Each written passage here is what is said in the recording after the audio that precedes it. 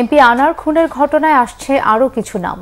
2 সপ্তাহেও মেলেনি টুকরা লাশের হদিসও। তবে সব তথ্য যাচাই বাছাই করে দেখা হচ্ছে বলে কলকাতা থেকে জানিয়েছেন অতিরিক্ত পুলিশ কমিশনার হারুনুর রশিদ। এদিকে কলকাতায় কসাই জিহাদকে জিজ্ঞাসাবাদ করেছেন ঢাকার গোয়েন্দারা। তার কাছে পাওয়া গেছে গুরুত্বপূর্ণ তথ্য। রিপোর্ট করছেন এসএম ফয়েজ। আনোয়ারুল আজিমের হত্যাকাণ্ডে জড়িত অভিযোগে কয়েকজনকে গ্রেপ্তার করলেও নিহত সংসদ সদস্যের লাশের খণ্ডিত অংশ উদ্ধারে এখনো কোনো অগ্রগতি দেখাতে পারেনি ঢাকা ও কলকাতার পুলিশ। তবে টুকরো টুকরো করা লাশের সন্ধানে চলছে একের পর এক তল্লাশি আর অভিযান।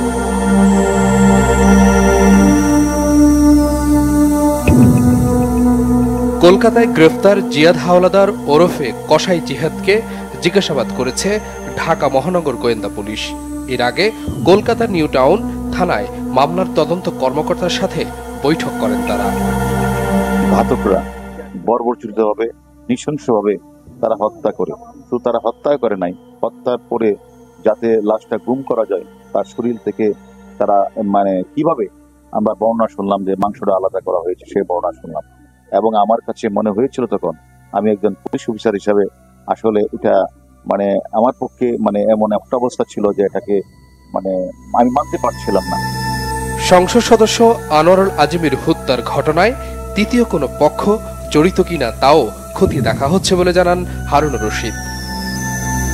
বাড়ির মেস থেকে মনে হয় মাননীয় সংসদে আকুতি মিনতি ব্যঙ্গানিকা আমি শুনতে পাচ্ছিলাম।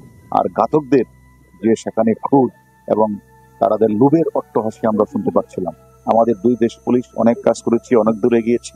আমরা মনে করি ঘাতকদের আমরা নাম নাম্বার আমরা পেয়েছি। আমরা মনে করি একসাথে কাজ করে আমরা অবশ্যই তাদেরকে আইনে আওতায় এবং বিচারের মুখোমুখি কাজ করাবো। এমপি আনারের লাশের খণ্ডিত অংশ উদ্ধার